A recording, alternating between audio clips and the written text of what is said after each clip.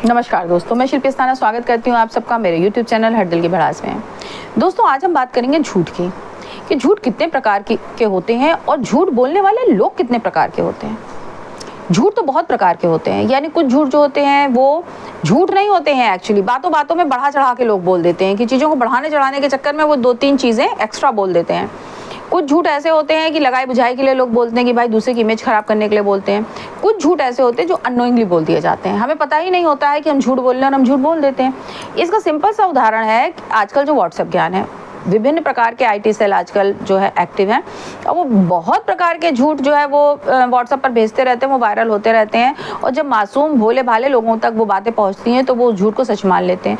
वो सच की छानबीन नहीं करते हैं, ढूंढते ताकते नहीं है, पूछते आछते नहीं है। जो मैसेज उनको मिल जाता है, जो भी फॉरवर्डेड मैसेज मिलता है उसमें जो लिखा होता है उसको सच मान लेते हैं और वो वही आगे लोगों को बताने लगते हैं।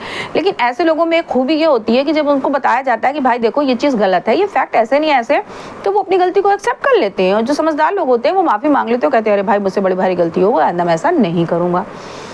कुछ लोग ऐसे होते हैं जो अव्वल दर्जे के ढीठ होते हैं। ये झूठ बोलने वाले बड़े ढीठ टाइप के, गजब ढीठ टाइप के लोग होते हैं।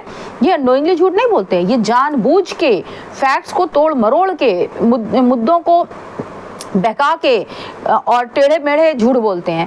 ये झूठ बोलते हैं और अपने झूठ, क्योंकि वो इस टेंडेंसी पे यकीन करते हैं कि जब एक ही झूठ 100 बार बोला जाए तो वो भी सच लगने लगता है।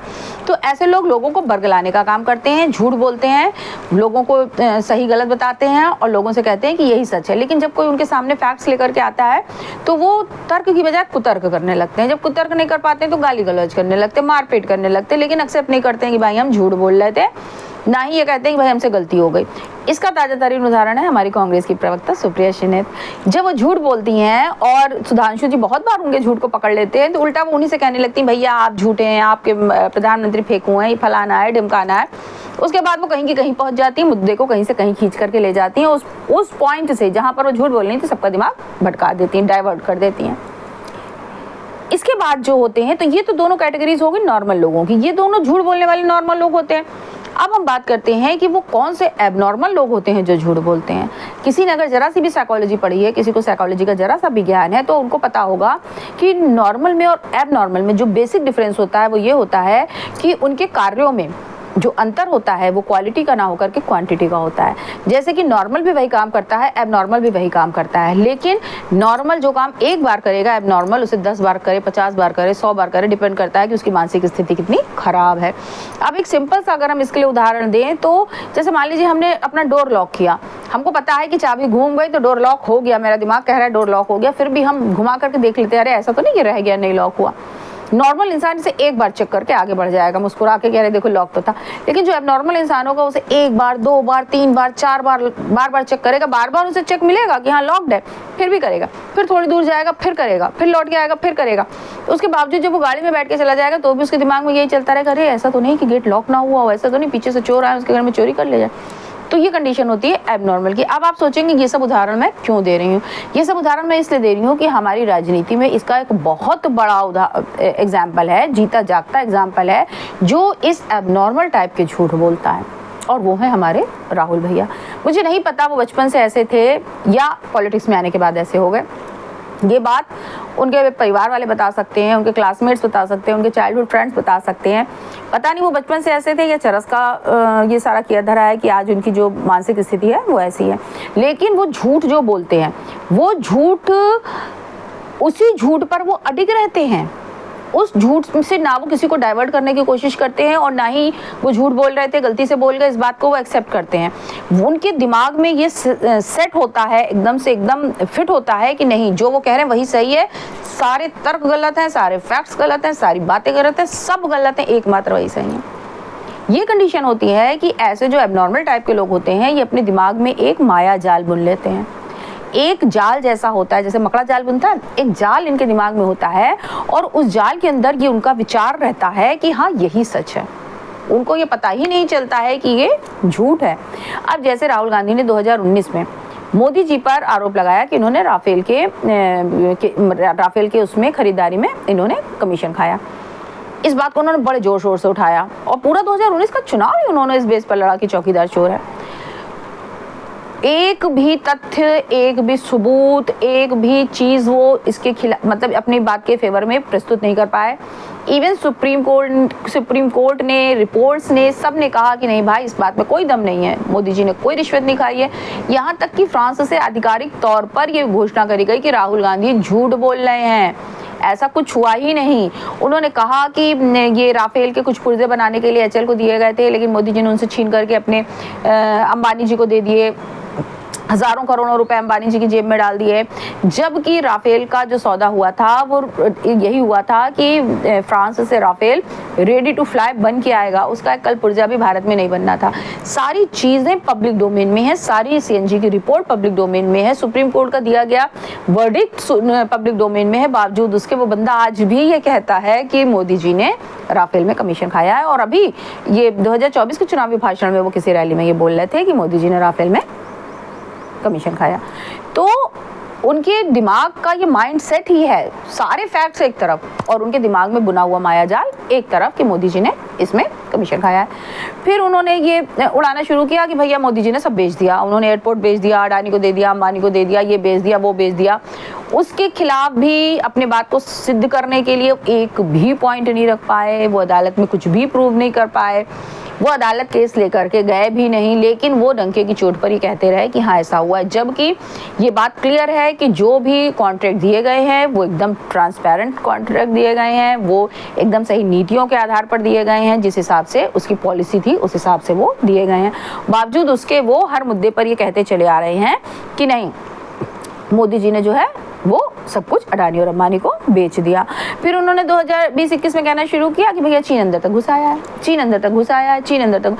भैया चीन अगर अंदर तक घुस आया है तो सिर्फ राहुल गांधी को सपने आते हैं और किसी को पता नहीं चलता है। हमारी जो सरकारी एजेंसीज हैं, हमारे जो सैनिक हैं, जो सीमा पर लोग तैनात हैं, उनको पता नहीं चल रहा है। और अगर ऐसा है तो आप इसके खिलाफ आप अदालत में, अगर आपको मान लीजिए सपने आते हैं तो आप जाइए, उस चीज़ की खोजबीन करिए और उसके लिए प्रॉपर प्रूफ लेकर के आइए। हमारे देश में अदालतें हैं, आप रखिए कि हाँ भाई चीन अंदर तक घुसाया, मोदी जी कुछ नहीं कर रहे। उसके बावजूद वो प्रोपोगंडा फैलाए हुए कि चीन अंदर, हर बात में वो कहते हैं चीन अंदर तक घुसाया, चीन अंदर तक घुसाया।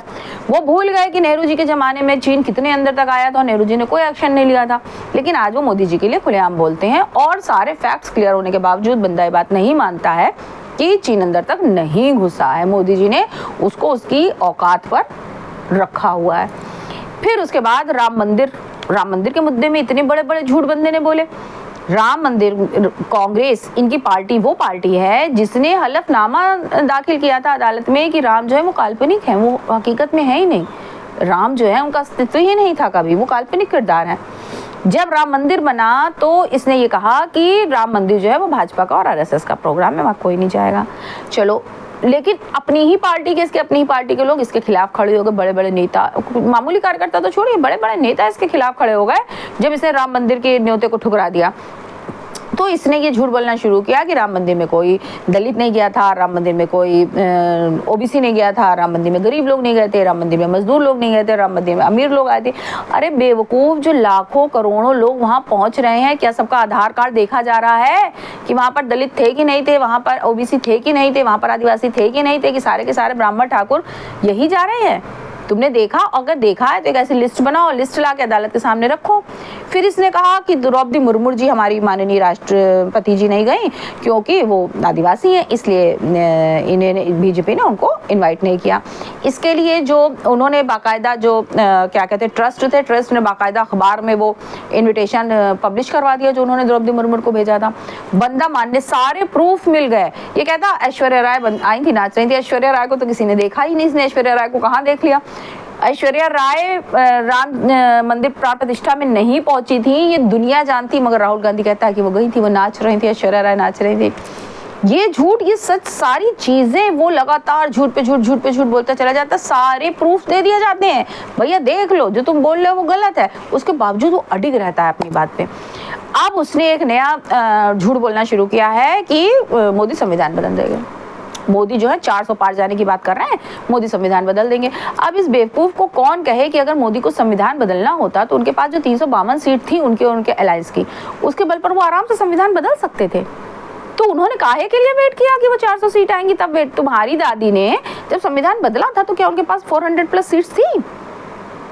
सबको पता है कि ये झूठ बोल रहा है, लेकिन फिर भी ये इस बात को मानने को तैयार नहीं होता है और उस बात को छोड़ता भी नहीं है। सबसे बड़ी कमी इसकी ये है, इसकी एबनॉर्मेलिटी यही पॉइंट सिद्ध करती है। मैं आपको यही बताना चाह रही हूँ कि देखिए, जब चोर पकड़ा जाता है तो चोर या तो अपनी चोरी से तौबा कर लेता है, या तो कम से कम उस चीज़ को अवॉइड करता है कि कम से कम पब्लिकली लोगों के सामने ये चीज़ सिद्ध ना हो जाए कि हाँ भाई हम ये गलत बोले, हम ये झूठ बोले, हमने चोरी करी। और ये बेवकूफ़ गलत सिद्ध होने के बाद बार बार उसी चीज़ को रिपीट करता है, बार बार उसी चीज़ को रिपीट करता है। और इसी से सिद्ध होता है कि ये राहुल गांधी उतने बड़े झूठे नहीं हैं जितने बड़े ये एबनॉर्मल हैं।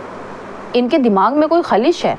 इनका, मैं तो कहती हूँ, किसी अच्छे मनोवैज्ञानिक से इनकी काउंसलिंग करानी चाहिए, इनका चेकअप कराना चाहिए, क्योंकि जिस हिसाब से ये मानसिक रूप से मुझको हिले हुए लगते हैं, भाई बीइंग अ साइकोलॉजी स्टूडेंट मुझे ही मानसिक रूप से हिले हुए लगते हैं, क्योंकि इनके कोई लक्षण नॉर्मल वाले नहीं हैं। और ऊपर से तुर्रा ये कि ये एक राजनीतिक पार्टी के सर्वे सर्वा है। ऐसे में कितने लोग इन्हें बेवकूफ़ बना करके अपना उल्लू सीधा कर रहे होंगे। और भगवान ना करे, खुदा ना खास्ता, राम जी ना करें कि अगर गलती से देश की सत्ता इस बंदे के हाथ में आ गई, बंदर के हाथ में उस तरह आ गया, तो हमारे देश का क्या होगा। भैया ये सब चीज़ें बहुत सोच समझ के इलेक्शन में बहुत ध्यान दीजिएगा। आप वोट किसी को भी देंगे अगर बीजेपी कैंडिडेट के या उसके अलायंस के अलावा, तो वो वोट समझ लीजिए ये राहुल गांधी को पीएम बनाने के लिए आप दे रहे हैं। उसके बाद आपका, आपके परिवार का, आपके भविष्य का, आपके बच्चों के भविष्य का, आपके देश का क्या होगा, उसके जिम्मेदार आप होंगे। इसी सीख के साथ आज अपना ये एपिसोड यहीं समाप्त करती हूँ। लेकिन आप लोगों से मेरा हाथ जोड़ करके विनम्र निवेदन है कि प्लीज़ आप मेरे चैनल को लाइक कीजिए, सब्सक्राइब कीजिए और शेयर कीजिए। चलिए मिलते हैं दिल की भड़ास के अगले एपिसोड में। तब तक के लिए जय हिंद, जय श्री राम।